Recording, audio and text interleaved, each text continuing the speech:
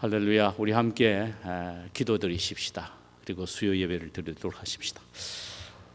고마우신 주님, 오늘 이 수요 예배로 저희들이 살아계시는 하나님을 찬양하며 예배하기 위하여 모여사오니 오늘 저희들이 드리는 예배를 통하여 영광 받으시고 우리 모두에게 넘치는 은혜를 부어 주옵소서.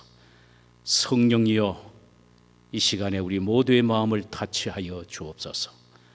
어느 곳에서 어떤 상황에서도 예배드리는 그곳이 하나님을 만나는 영광스러운 예배의 장소가 되게 하옵소서.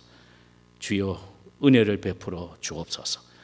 우리 구세주 예수님의 이름으로 기도하옵나이다. 아멘. 우리 찬송가 191장을 부르도록 하십시다.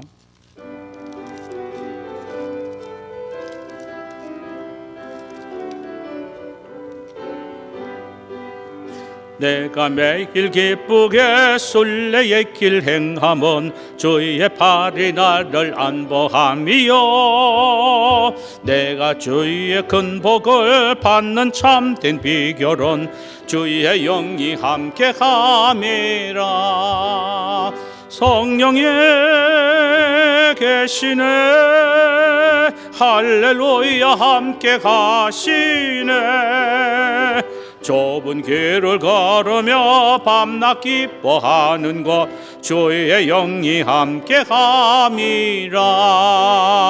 전에 죄에 빠져서 평안함이 없을 때 예수 십자가의 공로 힘입어 그 발 아래 엎드려 참된 평화 얻음은 주의 영이 함께함이라.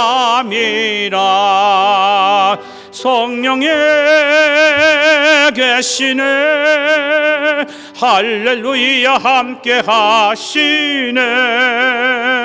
좁은 길을 걸으며 밤낮 기뻐하는 것 주의 영이 함께함이라. 나와 동행하시고 모든 염려 아시니 나는 숲의 새와 같이 기쁘다. 이쁜 마음으로 주의 뜻을 행함은 주의 영이 함께함이라. 할렐루야. 성령이 계시네, 할렐루야, 함께 가시네. 좁은 길을 걸으며 밤낮 기뻐하는 것 주의 영이 함께함이라. 세상 모든 욕망과 나의 모든 정욕은 십자가에 이미 못을 박았네. 어두운 밤이 지나고 무거운 짐 벗으니 주의 영이 함께함이라. 아멘. 성령이 계시네, 할렐루야, 함께 하시네. 좁은 길을 걸으며 밤낮 기뻐하는 것 주의 영이 함께함이라. 3절요. 나와 동행하시고 모든 연여 아시니 나는 숲의 새와 같이 기쁘다. 내가 기쁜 마음으로 주의 뜻을 행함은 주의 영이 함께함이라. 성령이 계시네, 할렐루야, 함께 가시네. 좁은 길을 걸으며 밤낮 기뻐하는 것 주의 영이 함께함이라. 세상 모든 욕망과 나의 모든 정욕은 십자가에 이미 못을 박았네. 어두운 밤이 지나고 무거운 짐 벗으니 주의 영이 함께함이라. 성령이 계시네, 할렐루야, 함께 하시네. 좁은 길을 걸으며 밤낮 기뻐하는 것 주의 영이 함께함이라.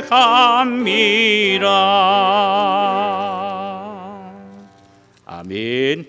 우리 하나님의 말씀을 함께 보실까요? 요한 1서 1장 1절에서 4절까지의 말씀입니다.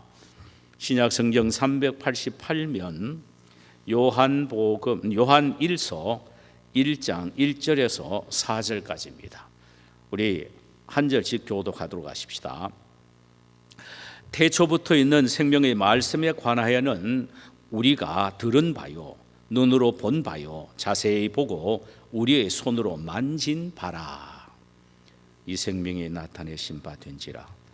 이 영원한 생명을 우리가 보았고 증언하여 너희에게 전하노니 이는 아버지와 함께 계시다가 우리에게 나타내신 바 된 이시니라. 우리가 보고 들은 바를 너희에게도 전함은 너희로 우리와 사귐이 있게 하려 함이니 우리의 사귐은 아버지와 그의 아들 예수 그리스도와 더불어 누림이라. 우리가 이것을 쓰면 우리의 기쁨이 충만하게 하려 함이라. 아멘. 할렐루야. 살아계시는 주께서 오늘 또 이 시간 우리 모두에게 준비된 말씀으로 은혜를 주시기를 원합니다. 오늘 말씀의 제목은 위대한 생명의 말씀이라는 제목입니다. 우리는 지금 요한 1서를 펴놓고 있습니다. 앞으로 수요 예배 때마다 우리는 요한 1서를 함께 나누게 될 것입니다. 요한 1서의 핵심은 사랑입니다. 그 사랑은 두 가지를 함유하고 있는데 하나는 하나님에 대한 사랑이요, 하나는 성도끼리의 사랑을 말합니다. 사실 우리가 다 압니다마는 이 사랑은 기독교 진리의 핵심이지요. 사도 요한이 사랑의 사도라고 말합니다. 그만큼 요한은 사랑을 강조했습니다. 어쩌면은 기독교 사랑 빼면은 하나도 없다라고 말씀하실 정도로 그런 사랑을 많이 강조했는데 오늘 요한 1서의 전체를 축약해 놓으면은 이것도 역시 사랑을 강조하는 말씀이라고 생각합니다. 그런데 요한이 왜 이렇게 사랑을 강조했을까요? 특별히 요한 1서는 그가 나이가 들어서 기록한 것인데 왜 이렇게 사랑을 강조했을까요? 그 이유는 교회 안에 사랑이 너무 식어져 있었기 때문입니다. 예수 그리스도가 죽으시고 부활하신 후에 승천하신 지 이미 세월은 60년이라는 시간이 지났습니다. 그들이 처음 부활의 예수님을 만나고 믿었을 때는 춤을 출 정도로 기쁨이 충만했고 또한 사랑이 뜨거웠습니다. 그런데 이제 교회 안에는 예수님의 부활과 승천의 모습을 본 1세대의 사람은 없고 요한 하나밖에 없고 그 외에는 다 2세대와 3세대의 사람들이 교회 안에 모여 있습니다.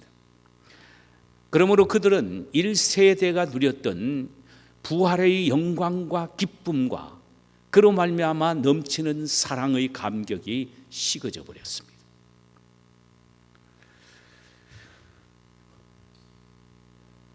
그들을 공격한 사랑을 식게 만든 요인은 외부적인 침략보다는 내적인 유혹이라는 이 못된 사탄의 역사 때문이었습니다.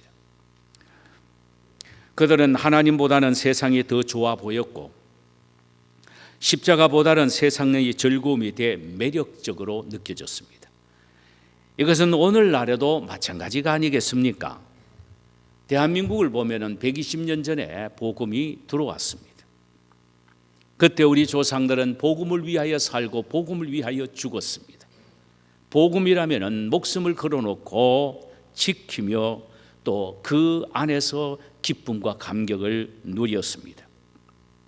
그러니까 복음이 그들의 마음을 완전히 송두리째 사로잡아 살게 했습니다. 그런데 오늘 120년이 지난 오늘날은 어떻습니까?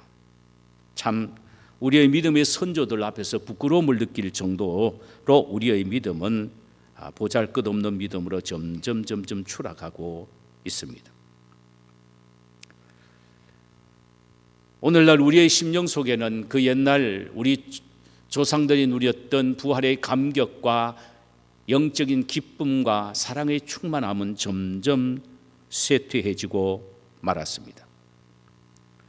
신앙생활을 하면서도 세상에 젖어서 우리의 고개는 끊임없이 옆을 갸우뚱하고 살아가고 있다는 말씀이죠. 십자가에 대한 말은 너무나도 진부하게 느껴졌고 희생과 손해보다는 더 많은 물질적인 풍요로움의 매력을 느끼고 있다는 말입니다. 그래서 보이지 않는 천국보다는 보이는 이 세상의 부유함에 우리의 마음이 더욱 끌려고 있다는 말입니다. 그 결과 영적 감각은 둔해지고 있고 우리의 믿음은 점점 수렁으로 빠져들어가는 것 같은 그런 느낌을 받습니다. 이런 것을 소위 영적인 침체라는 말로 표현을 하죠. 사도 요한 외에 모든 예수님의 제자들은 다 이 세상을 떠나고 난 후 초대교회 성도님들은 참으로 영적 침체에 빠지게 되지요. 자, 왜 이렇게 영적 침체에 빠지게 되었습니까? 우리는 오늘 본문에서 강조하고 있는 세 단어를 통하여 그들이 영적 침체에 빠진 이유를 발견해 보기를 원합니다. 2절에는 생명이라는 단어와 그리고 3절에는 사귐이라는 단어, 그리고 마지막 4절에는 기쁨이라는 단어입니다. 그들의 심령 속에는 영적인 생명이 불꽃처럼 타오르지 않고 있고 아름다운 주님과 성도들에 대한 사랑의 교제는 이미 벌써 식어져 버렸으며, 그러니 결국 그들의 심령 속에는 기쁨과 평안은 사라져 버리고 만 것입니다. 바로 이것을 회복시키기 위해서 사도 요한은 요한 1서의 편지를 쓰고 있는 것입니다. 그는 이 편지를 통하여 병든 교회와 병든 성도들을 고치기를 원했고 영적 침체에 빠진 교회를 다시 회복시키기를 원했던 것입니다. 그런데 요한이 사용하고자 하는 그 방법이 교회를 치료하고 성도들을 회복시키고자 하는 그런 영적 회복의 방법이 매우 독특하다는 사실입니다. 우리가 생각하기로는 영적인 힘이 없어 침체에 빠진 교회를 다시 일으켜 세우기 위해서는 신령한 은사자를 데리고 와서 은사 집회를 해야 된다든가 사람의 시선을 끌 수 있는 아주 독특한 프로그램을 도입하는 것이 바람직한 것이라고 생각이 되는데 요한은 전혀 그런 방법을 사용하지 않았습니다. 오직 예수 그리스도를 통하여 그 문제를 해결하기를 원했던 것입니다. 아니, 예수님만이 개인 교회를 다시 회복하고 치료하는 유일한 의사이며 그의 복음만이 유일한 치료제임을 알았다는 말씀이에요. 그는 지금 이 편지를 예수를 믿지 않는 불신자에게 하는 것이 아니고 교회 안에서 신앙생활하면서 영적으로 침체에 빠져있고 영적으로 병든 사람을 향하여 이 편지를 쓰고 있다는 말씀이 옳습니다. 우리는 이 사실을 요한 1서 2장 1절에 나의 자녀들아, 또 2장 18절에 아이들아, 3장 13절이 나의 형제들아는 이 말씀을 통하여 보게 될 때에 이 말씀을 받는 수신자, 요한 1서를 받는 수신자는 불신자가 아니고 교회 안에서 그래도 열심히 신앙생활하고 있는 성도임을 알게 된다 이 말입니다. 그는 그리스도 안에서 믿음을 갖고 있는 성도들에게 그들의 영적 회복을 위해서는 다시 그리스도의 복음을 들어야 한다는 사실을 강조하고 있다는 말씀이에요. 사실 예수는 생명이다. 예수의 십자가는 능력이라는 말은 영적으로 병들고 침체에 빠져 있는 성도들에게는 별 흥미가 없이 매우 진부한 것처럼 느껴질 수가 있습니다. 그러므로 그들의 흥미를 끌기 위해서는 새로운 무엇을 도입해서 먼저 그들의 귀를 솔깃하게 하려는 방법들을 찾을 수가 있을 만한데, 요한은 전혀 그런 방법을 사용하지 않고 있습니다. 대신 지금까지 들어온 예수 그리스도에 대한 이야기를 계속 하기를 원했던 것입니다. 요한일서 2장 24절에 보면은 너희는 처음부터 들은 것을 너희 안에 거하게 하라. 너희는 처음부터 들은 것을 너희 안에 거하게 하라. 처음부터 들은 것이 너희 안에 거하면 너희가 아들과 아버지 안에 거하리라. 전혀 새로운 것이 아니라 처음부터 들어온 예수 그리스도에 대한 이야기를 듣고 떠듣고 계속해서 들어야 한다는 말입니다. 그래야만이 아들과 아버지 안에서 아름다운 영적인 사귐, 교제가 이루어진다는 것입니다.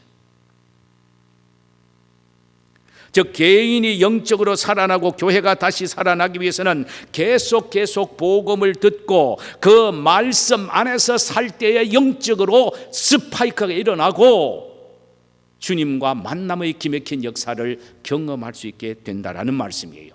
오늘 본문 1절을 보십시다. 태초부터 있는 생명의 말씀에 관하여는 우리가 들은 바요 눈으로 본 바요 자세히 보고 우리 손으로 만진 바라.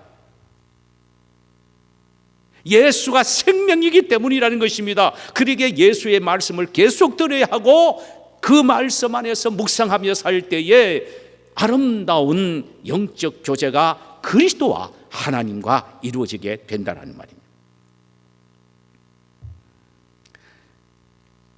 예수가 생명이다. 태초부터 바로 그 생명인 예수가 계셨다는 것입니다. 이 말씀에 대하여 요한복음 1장 1절에서는 이렇게 말합니다. 태초에 말씀이 계시니라. 이 말씀이 하나님과 함께 계셨으니 이 말씀이 곧 하나님이시라.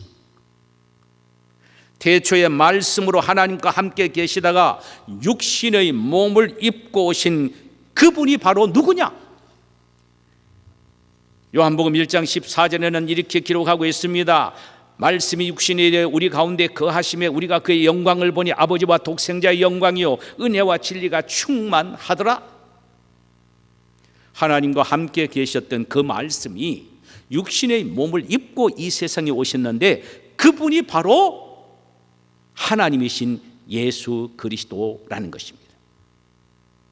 그분은 바로 아버지의 독생자요 그 속에는 은혜와 진리가 충만하다라고 한마디로 정의를 내려주고 있습니다. 이 예수가 생명이요 바로 은혜와 진리가 충만한데 바로 이분과 만나고 그분의 말씀을 듣고 그분의 말씀 안에 거하게 될 때에 자신이 다시 회복되고 병들었던 교회가 다시 회복될 수 있다라는 말씀입니다. 요한은 말합니다. 생명의 말씀이신 예수님에 관해 들었고 눈으로 보았고 손으로 만져보았다고 했습니다. 이 말씀의 의미는 요한은 그리고 그 제자 일행들은 죽었다가 다시 살아나신 생명이 되신 예수님으로부터 말씀을 들었다라는 것입니다. 그리고 그 말씀을 들을 때 자신들의 심령 속에 어떤 역사가 일어난 것인가를 흔히 경험적으로 알고 있다는 것입니다. 또 그분을 눈으로 친히 보았다는 것입니다. 3년 동안 따라다니면서 그분을 보았다는 것입니다. 뿐만 아니라 손으로 만져보았다는 것입니다. 죽기 전의 모습을 만져본 것이 아니라 죽고 난 이후에 부활하신 부활체의 몸까지 친히 손으로 만져보았다는 것입니다. 그런 이것을 통하여 예수가 생명이며 그 안에는 하나님의 은혜와 진리가 충만한 분이라는 사실을 경험적으로 우리는 체험해 보았다라는 것입니다. 부활하신 주님을 친히 만나보고 그분을 손으로 만져보았을 때 그 영적인 영광스러움과 능력이 얼마나 대단하다는 것을 그들은 지금 체험했다라는 것입니다. 이 말씀의 의미는 오늘날에도 부활의 주님을 우리가 확실히 만나게만 하면은 제자들과 진배 없는 영적인 신령한 은혜를 경험하고 누릴 수가 있다라는 것입니다.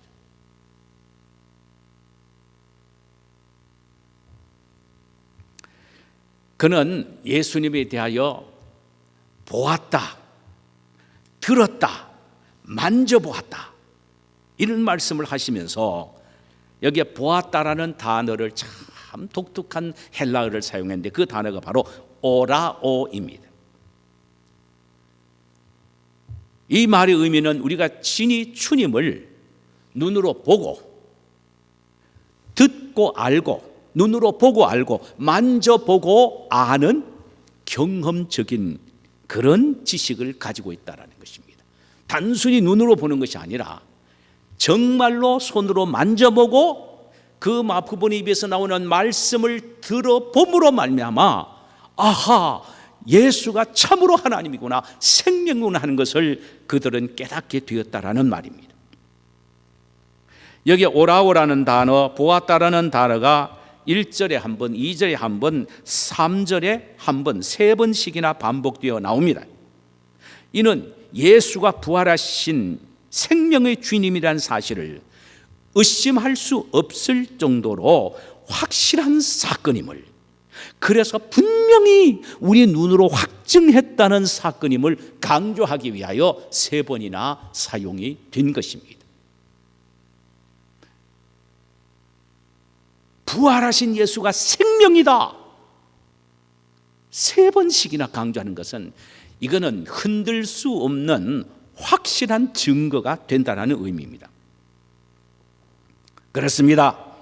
생명이 되신 예수님은 자신을 믿는 자들의 심령 속에 당신의 생명을 주시는 겁니다.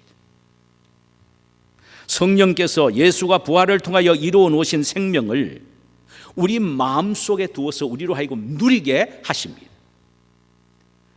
요한은 생명이 되신 예수를 우리 마음에 모실 때에 우리가 영적으로 다시 회복되고 영적 침체에서 다시 일어날 수 있게 된다는 사실을 강조하시고 있습니다. 그러기에 지금 영적으로 침체 상태에 빠져 있는 지금 교회들에게, 그 당시 교회들에게, 오늘날 우리 교회에게 하는 말씀은 동일합니다. 너희들이 생명이 되신 예수의 복음을 다시 듣게 되면 영적으로 다시 회복될 수 있다는 것입니다. 영적으로 다시 회복될 수 있는 것은 다른 방법이 아니라 예수의 복음이라는 것입니다. 생명이 되신 예수의 복음을 다시 듣는 것이라고 말합니다. 그리고 생명이 되신 예수를 모신 그곳에 영적인 아름다운 교제가 항상 이루어진다는 것입니다. 예수가 생명이요, 또 생명이 되신 예수님의 말씀을 듣고 그 말씀을 마음속에 두고 묵상할 때에 그것에 바로 아름다운 영적 교제가 이루어진다는 것입니다. 3절에 보니까 우리가 보고 들은 바를 너희에게 전함은 너희로 우리와 사귐이 있게 하려 함이니 우리의 사귐은 아버지와 그의 아들 예수 그리스도와 더불어 누림이라. 만약에 여러분들이 자기의 장기를, 그러니까 장기를 다른 사람에게 나누어줬다고 생각하십시다. 그렇다면은 자신의 생명의 한 부분인 지체가 그 사람 속에 들어가 움직이는 것입니다. 얼마나 대단한 일입니까? 제 친구 목사 하나가 있는데 그 목사님 사모님이 그 목사님이 간이 안 좋아서 간을 띄어서 이식시켜줬어요. 반을 나눠줬어요. 그런데 지금 건강하게 잘 목회를 하고 계세요. 근데 그 사모님이 좀 삐딱할 때가 되면은 당신 건방지지 말아요. 당신 속에 내 몸이 들어있어요. 그러니까 항상 당신은 나에게 빚진 사람이요. 그러면 꾀갱하고 숨는데 말도 못하고 그렇대요. 보세요. 자기의 장기 일부분을 띄어서 다른 사람에게 줬다 하면은 그 받은 그 사람은 일평생 그 장기를 누리면서 그 사람을 생각하게 될 것입니다. 한순간도 잊어버릴 수 없을 겁니다. 여러분, 예수님은 우리에게 장기 하나만을 띄어주신 분이 아니에요. 자신의 전 생명을 우리를 위하여 주신 거예요. 우리에게 전 생명을 주었다 이 말입니다. 그렇다면 우리가 어떻게 예수 그리스도를 사랑하지 아니할 수가 있고, 예수님에게 달려가지 아니할 수가 있고, 예수님과 아름다운 사랑의 교제, 그분을 위하여 헌신하고 희생하며 살겠다는 결단의 교제와 고백이 없을 수가 있겠느냐라는 말씀이에요.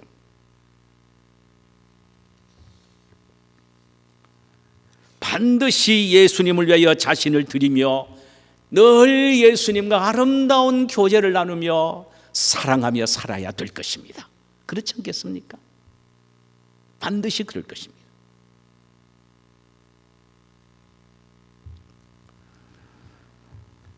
그렇다면 우리는 이렇게 한번 질문을 해볼 필요가 있습니다. 여러분, 나는 지금 나에게 자신의 생명을 주신 예수님이 정말로 나에게 생명을 주시는 분이란 사실을 의심하지 않고 믿는다면 얼마나 그 예수님을 사랑하고 있느냐라는 것입니다. 그 사랑은 엄청나야 할 것입니다.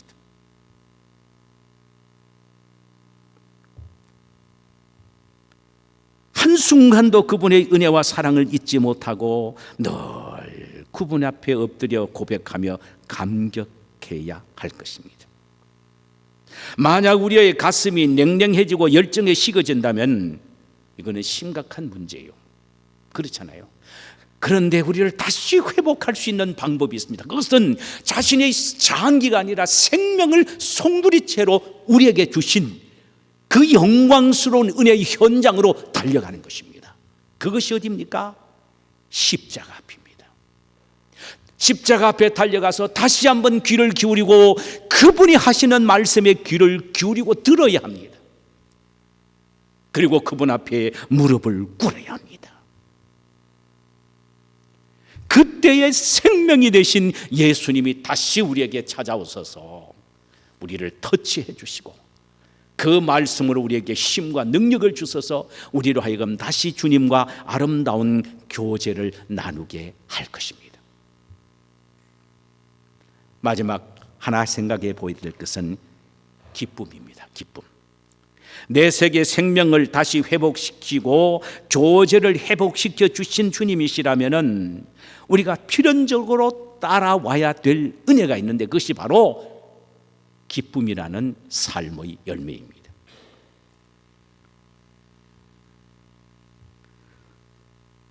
나의 마음속에 참된 기쁨이 있느냐? 만약에 없다면은 예수님과의 생명적인 관계, 교제의 관계에 빨간 불이 켜져 있다는 증거가 될 것입니다. 그러므로 다시 예수님의 생명이 내 속에 있음을 확인해야 합니다. 확신해야 합니다. 그리고 희미하거나 잊어버렸던 주님과의 아름다운 영적 교제를 회복해야 합니다. 그리할 때 우리의 심령 속에 기쁨이 넘치게 되는 것입니다. 예수님은 생명이십니다. 말씀과 기도를 통하여 생명이 되신 예수님과 늘 교제를 나누어야 할 것입니다. 그때 우리는 우리 마음속에 기쁨이 넘치는 은혜를 누리게 될 것입니다. 복음은 생명이고 삶이요 능력입니다. 이론이 아닙니다. 이 영광스러운 기쁨의 열매를 통하여 예수 그리스도의 십자가의 복음과 그 생명의 능력을 우리가 경험하며 누리며 살아야 될 것입니다. 할렐루야. 우리 찬송 한 장 부르십시다. 254장입니다. 내 주의 보혈은 정하고 정하다 내 죄를 정케 하신 주 날 오라 하신다.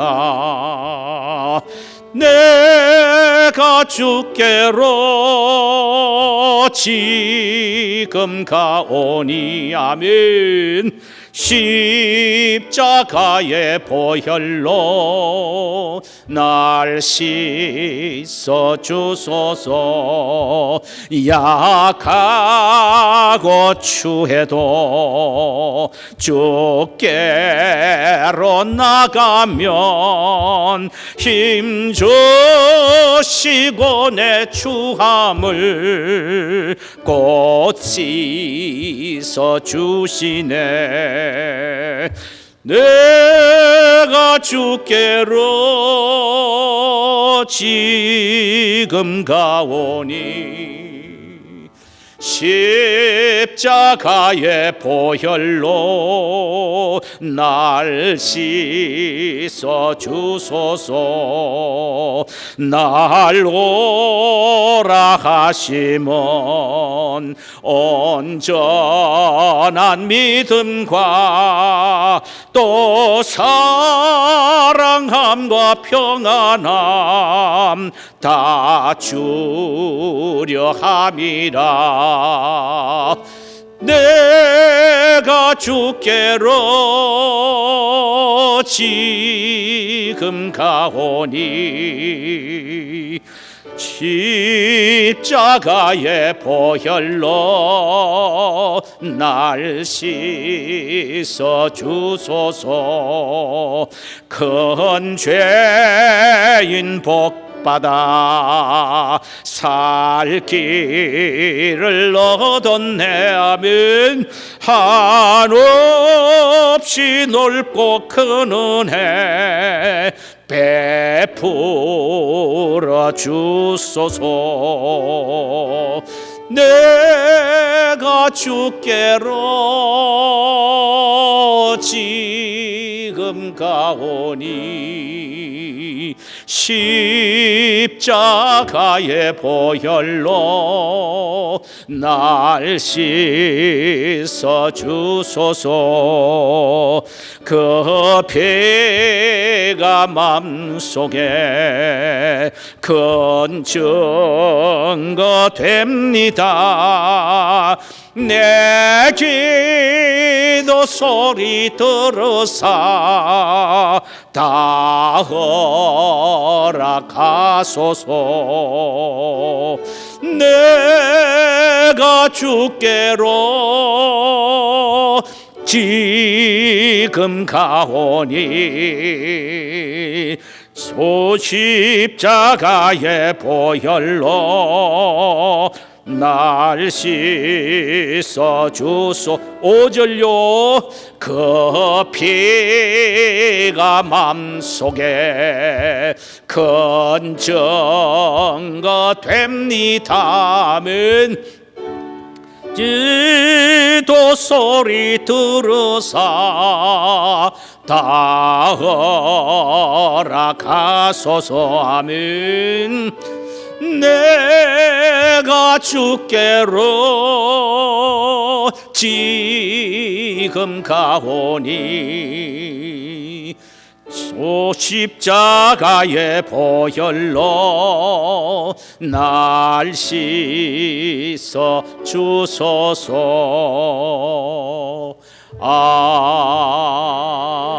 아멘.